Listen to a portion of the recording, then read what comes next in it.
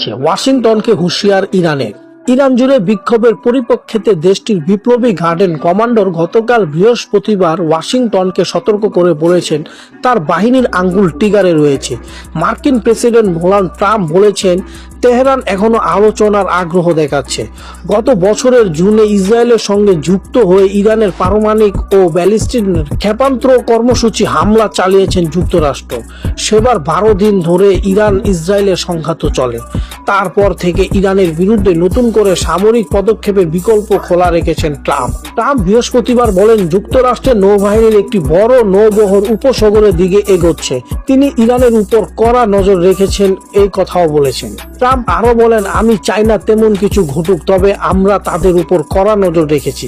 কয়েকদিন ধরে Iran Trump পাল্টাপাল্টি করা বক্তব্যে একটি অচল ব্যবস্থা সৃষ্টি হয়েছে। এর মধ্যে গত মঙ্গলবার ট্রাম্প ইরানের নেতাদের হুঁশিয়ার করে বলেছেন আয়াতুল্লাহ আলী খামেনিকে লক্ষ্য করে কোনো হামলার জবাবে যদি তারা জীবনের উপর কোনো আক্রমণ হয় তবে যুক্তরাষ্ট্র তাদের এই পৃথিবীর বুক থেকে মুছে দেবে।